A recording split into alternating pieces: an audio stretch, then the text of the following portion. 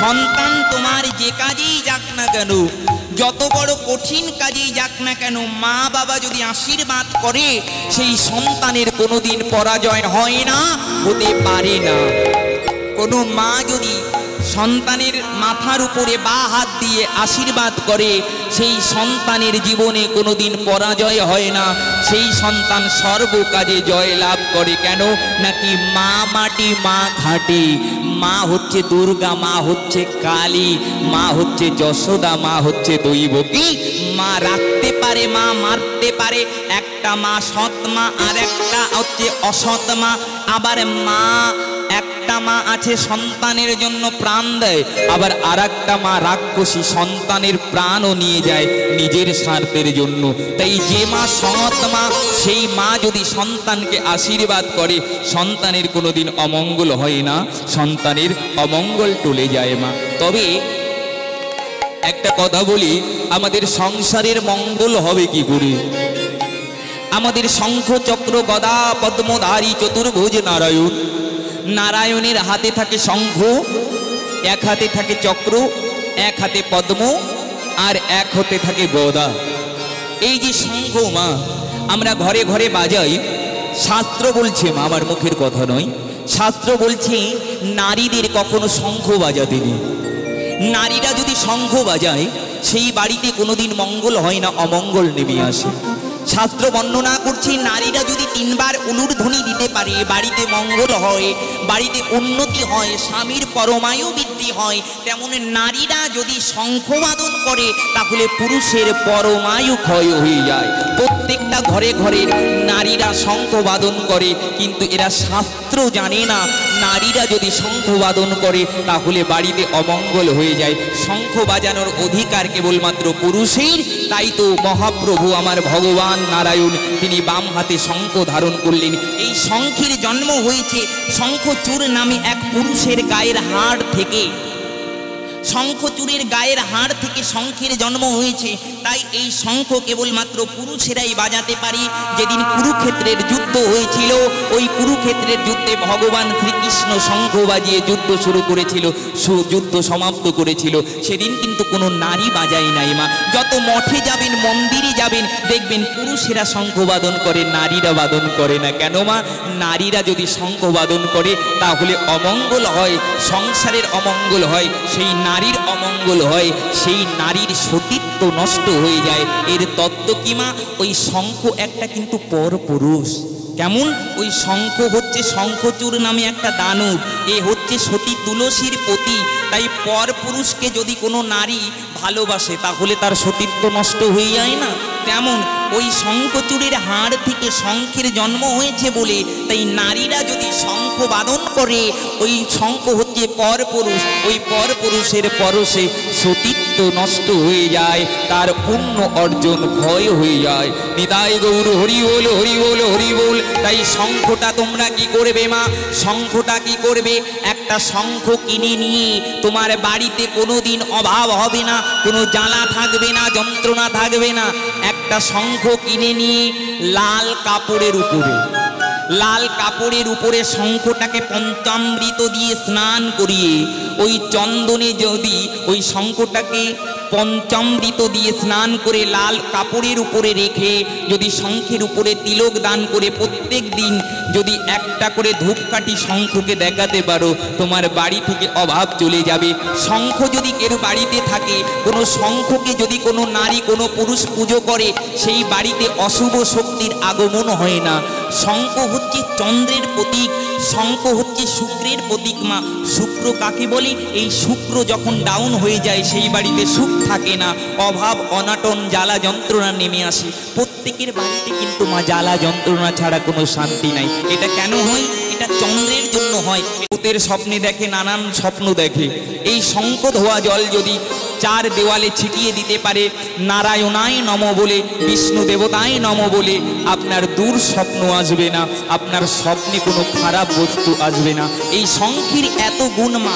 শুধু তাই নয়, আপনি যে কোনো শুভ কাজে যাবেন ওই শঙ্খটাকে দর্শন করে যান, আপনার কাজ হবেই হবে। আপনি যে কাজে যাবেন ওই শঙ্খ ধোয়া জল একটু খেয়ে যান, সবাই আপনার বশীভূত হবেই হবে। আপনি আদালতে যাবেন, অফিসে যাবেন, আপনি কাজকর্মে যাবেন, ওই শঙ্খকে প্রণাম করে শঙ্খ ধোয়া জল পান করে যদি যেতে পারেন, আপনার সমস্ত কাজে সাকসেসফুল হবেই হবে। এটা ভাগবত বর্ণনা করছে। শঙ্খ যদি ঘরে রাখতে পারো লাল শালু কাপড় দিয়ে, তোমার মঙ্গল হয়ে যাবে মা। আর শঙ্খটা রাখতে হবে দক্ষিণ দিকে মুখ করে, তাহলে আপনাদের মঙ্গল হবে, আপনাদের জীবনে পরিবর্তন হবে। নিতাই গৌর হরি বল, হরি বল, হরি বল। এখানে শাস্ত্র বর্ণনা করছে, যদি কেউ নারীকে যন্ত্রণা দেয়, নারীকে ব্যথা দেয়, সেই পুরুষের নরকে যেতে হয়। একটা পুরুষের কবে থাকলে পতন হয়ে জানেন মায়েরা? শুনে নেন বাবা ঠাকুরের, পুরুষ বলে সবসময় পুরুষত্ব দেখাতে নেই। যে পুরুষ নারীকে সম্মান করতে পারে না, তাকে পুরুষ বলে বলা যায় না, তাকে পশু বলা হয়, তাকে কা পুরুষ বলা হয়। পুরুষ বলে পুরুষত্ব দেখাবো, নারীকে আঘাত করব, মাকে সম্মান করব না, নিজের পত্নীকে সম্মান করব না, পর রমণীকে সম্মান করব না, নারীদের কটু নয়নে দর্শন করব, নারীদের কটু বাক্য বলবো, সেই পুরুষের অকাল মরণ হয়। পুরুষের কবে থাকতে পতন শুরু হয় জানো মা? যেদিন থেকে পুরুষেরা নিজ পত্নী ছেড়ে পর পত্নীতে মন দেয়, সেদিন থেকে সেই পুরুষের সব পুণ্য ক্ষয় হয়ে যায়।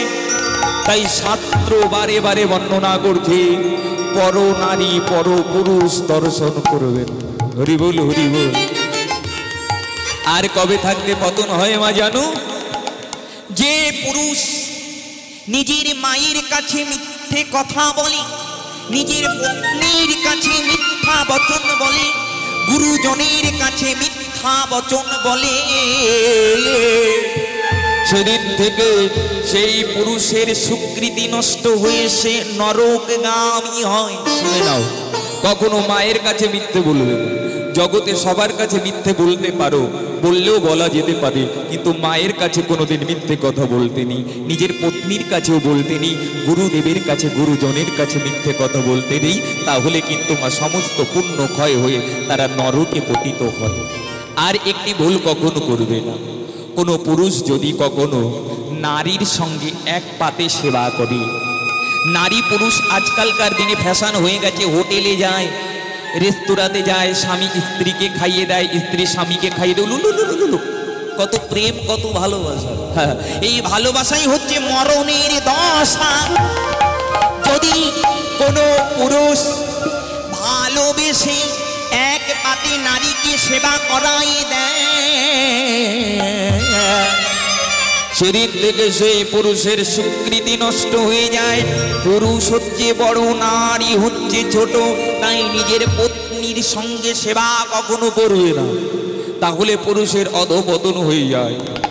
আরেকটি কারণে পুরুষের অধঃপতন হয়, যদি কোনো পুরুষ জুয়ার ঘরে প্রবেশ করে জুয়া খেলা, তাস খেলা, লটারি টিকিট কাটা, পতিতালয়ে গমন করা, নেশা করা, মদ্যপান করা।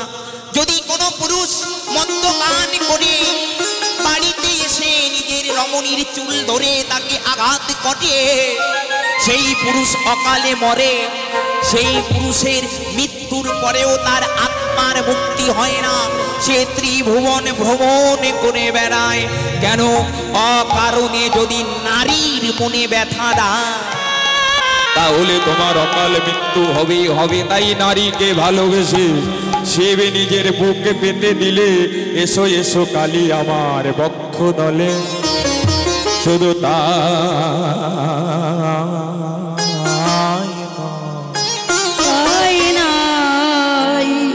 শুধু কি তাই? আমার গোবিন্দ যিনি অনাদির আদি সর্ব কারণের কারণম, তিনি পর্যন্ত রাধা রানীর চরণ নিজের ভক্তি ধারণ করে বললেন, গো রাধে দয়া করো, কৃপা করো। তাহলে নারীকে শুধু ভোগের বস্তু মনে করলে হবে না, পুরুষরা সাবধান হয়ে যাও, এই পাপ কর্ম থেকে বিরত থাকো, তাহলে তোমাদের জীবনে মঙ্গল হবে। যে পুরুষেরা বিবাহ করেছ, যদি প্রত্যেক দিন তোমার পত্নীকে একটি করে সুগন্ধি ফুল এনে দিতে পারো, তার খোপাতে গুজে দিতে পারো, তোমার সৌভাগ্য খুলে যাবে। আমার কথা মেনে নাও। যে সমস্ত বিবাহিত পুরুষ যারা প্রেম করছো, তারাও যদি নিজের বান্ধবীকে একটা সুগন্ধি ফুল রোজ দিতে পারো, তোমার সৌভাগ্য খুলে যাবে, তোমার জীবনে মঙ্গল হবে। মায়েরা হচ্ছে লক্ষ্মীর পত্নী, মায়েরা হচ্ছে লক্ষ্মীর প্রতীক। নারীরা যদি প্রত্যেকদিন খোপাতে ফুল ধারণ করে, তাহলে পুরুষের জীবনও ওই ফুলের মতো সুন্দর হয়ে যায়। দেখবেন দক্ষিণ ভারতে প্রত্যেকটা নারী তারা খোপাতে ফুল গোজে কেন? নাকি দেখবেন তাদের পুরুষের মঙ্গলের জন্য তারা এই কর্মটা করে। আমাদের পশ্চিমবঙ্গে তো ভিখারির অভাব নেই, কিন্তু ওই উত্তর ভারতে কোনো ভিখারি নেই, সবাই বড় লোক। তারা ঈশ্বরকে মানে, পতিকে পরমেশ্বর বলে পুজো করে।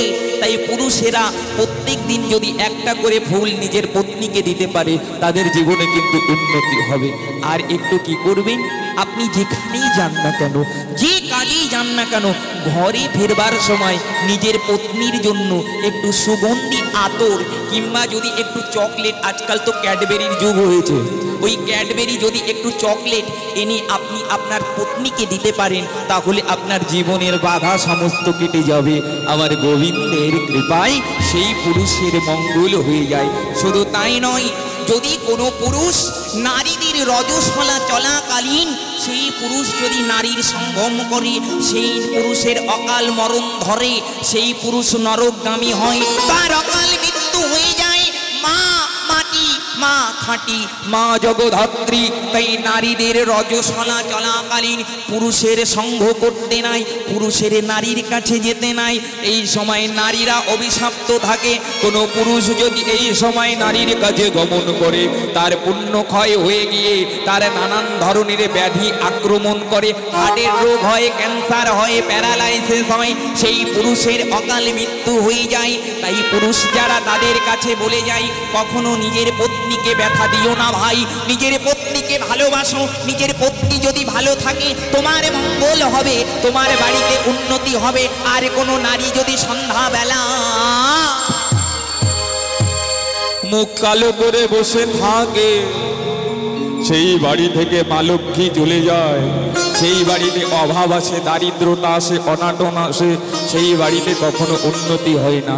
নারীরা সন্ধ্যাবেলায় কখনো ঘরের দরজায় মুখ কালো করে বসে থাকতেনি, সন্ধ্যাবেলায় কখনো ঝগড়া করতেনি, সন্ধ্যাবেলায় কখনো পরচর্চা পরনিন্দা করতেনি, সন্ধ্যাবেলায় কখনো সম্পর্ক করতেনি।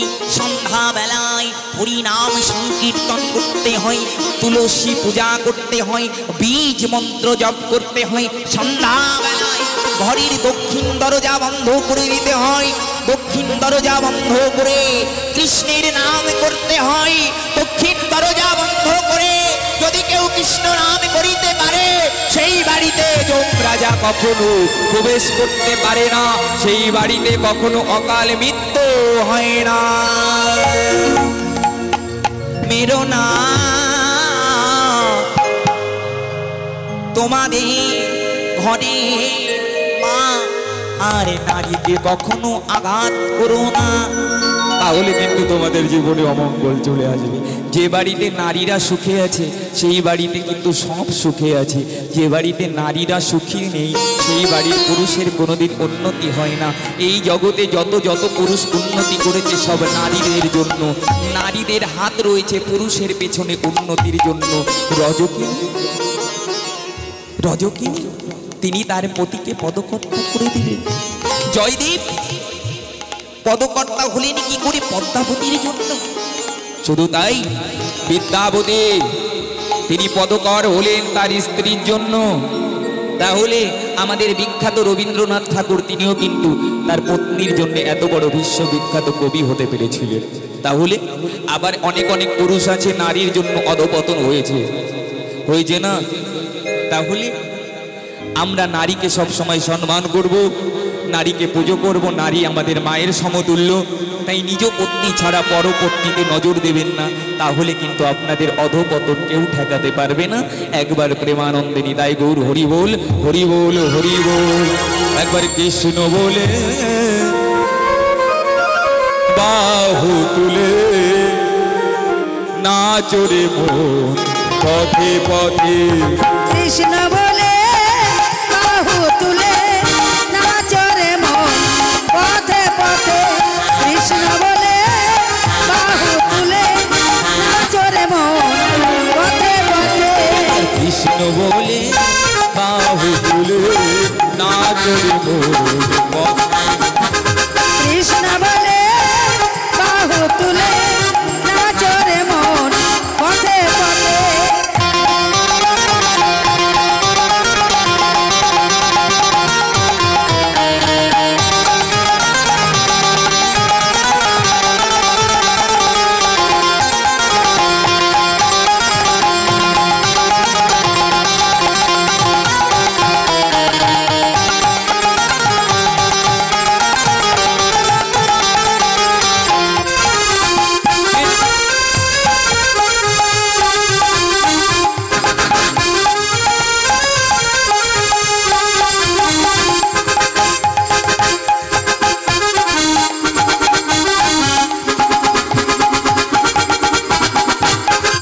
কৃষ্ণ বলে বাহু তুলে নাচরে মন পথে পথে।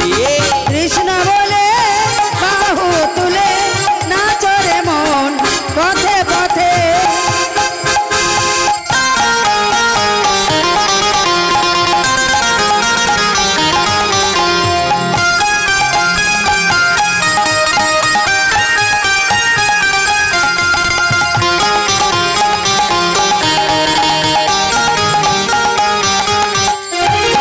এ নামে নাই কোনো ক্লান্তি, এ নামে আছে শুধু শান্তি।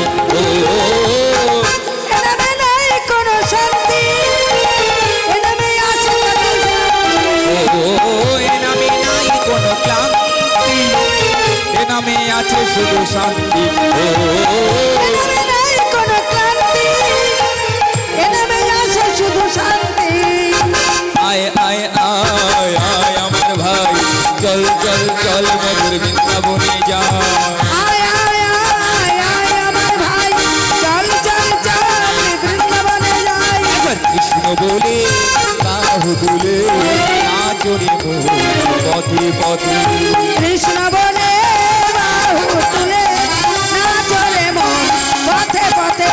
কৃষ্ণ বলে বাহু তুলে নাচরে মন পথে পথে। কৃষ্ণ বলে বাহু তুলে নাচরে মন পথে পথে। আমি তোমাকে গোবিন্দ দর্শন করাবো।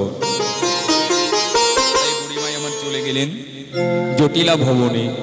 জটিলা ভবনে গিয়ে জটিলা কটিলাকে ডেকে বলছেন, ও জটিলা, ও কটিলা, তোমরা কি কেউ বাড়ি আছো? তোমরা কি কেউ মথুরা বাজারে যাবে? জটিলা আমার বলে উঠলেন, মা, আমার তো বয়স হয়েছে, আমি কেমন করে বাজারে যাব বলো? বেশ, তুই যখন যেতে পারবি না তাহলে তোর মেয়ে কুটিলাকে পাঠিয়ে দে। ও মা, বলো না, বলো না, ও কথা আর বলো না। আমার মেয়ে কুটিলা যদি হাঁটে যায় তাহলে বসানো হাঁটি ভেঙে যায়। ওরে বাবা, এত গুণ তোর মেয়ের? হ্যাঁ মা, আমার মেয়েকে পাঠাতে পারবো না। তাহলে এক কাজ কর, তোর ছেলেকে পাঠিয়ে দে। ও মা, আমার ছেলে ওই দেখো মায়ের মন্দিরে শ্যামা শ্যামা শ্যামা বলে পড়ে আছে মায় চরণ তলে। মাগো, দেখো শ্যামা শ্যামা শ্যামা বলে পড়ে আছে মায়ের চরণ তলে। শ্যামা শ্যামা শ্যামা বলে দিবানিশ সে শ্যামা বলে শ্যামা বিনে সে নাহি জানে দিবানিশি সে শ্যামা বলে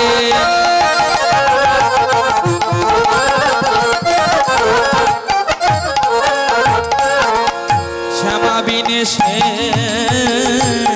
আর নাহি জানে দিশি নিশিস দিবা নিশিস শ্যামা শ্যামা শ্যামা বলে শ্যামা শ্যামা শ্যামা বলে পড়ে আছে মায়ে চরণ তলে শ্যামা শ্যামা শ্যামা বলে শ্যামা বলে শ্যামা বলে ও আমার ছেলে দিবানিশি শ্যামা শ্যামা বলে মা শ্যামার চরণে পড়ে আছে। ও যেতে পারবে না বাজার। হরে কৃষ্ণ। মা যখন মা শ্যামার কথা উঠলো, একটা তত্ত্ব বলি। এই যে কিছুদিন আগেই আমাদের রথযাত্রা গেল, এবার এই যে আমাবতী চলছে, রথযাত্রার পরেই কিন্তু শনি মঙ্গলবারে বিপত্তারিণী পুজো হয়। রথযাত্রা শুরু হবার পরে যে শনি মঙ্গলবার পরে আষাঢ় মাসে ওই শনি মঙ্গলবারে বিপত্তারিণী পুজো হয়। এই বিপত্তারিণী পুজোটা কেন করা হয়? মা সংসারের মঙ্গলের জন্য, সংসারের বিপদ দূর করবার জন্য। প্রত্যেকটা রমণী ঘরে ঘরে বিপত্তারিণী মায়ের পুজো করে। কেন? নাকি সংসারের মঙ্গলের জন্য। তবে জেনে নিন, এবছর কি আপনারা বিপত্তারিণী পুজোটা করতে পারবেন কি পারবেন না? শাস্ত্র মতে এবছর কিন্তু বিপত্তারিণী পুজো করা যাবে না এই মুহূর্তে। কেন? নাকি রথযাত্রার পরে যে শনি মঙ্গলবারে বিপত্তারিণী পুজো হয়, এবার রথের পরপরই অম্বুবচী পড়ে গেছে, আমাবতী পড়ে গেছে। আর আমাবতী পড়লে পারে তখন সমস্ত দেবী মন্দির বন্ধ থাকে। প্রত্যেকটা দেবী মন্দিরে কাপড় দিয়ে দেবীকে ঢেকে দেওয়া হয়, লাল বসন দিয়ে দরজা বন্ধ করে দেওয়া হয়, পুজো পার্বণ কিছু চলে না। তাই আমাদের বিপত্তারিণী মাও কিন্তু দুর্গার একটা অবতার, বিশেষ একটা রূপ। তাই এবার কিন্তু তাকে পুজো করা যাবে না। তবে কখন যাবে? নাকি আমাদের রথযাত্রা যখন হয়ে যাবে এবং এই আমাবতীটা কেটে যাবে, তারপরে রথযাত্রার পরের দিন একটা শনি মঙ্গলবার পড়ছে, ওই দিন আপনারা মা বিপত্তারিণীর পুজো করতে পারবেন। তবে কেমন করে করবেন, এর বিধানটা কি মা?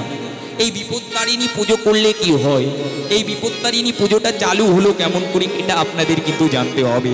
বিপত্তারিণী পুজোর বিশেষ কিছু নিয়মাবলী রয়েছে, যেগুলো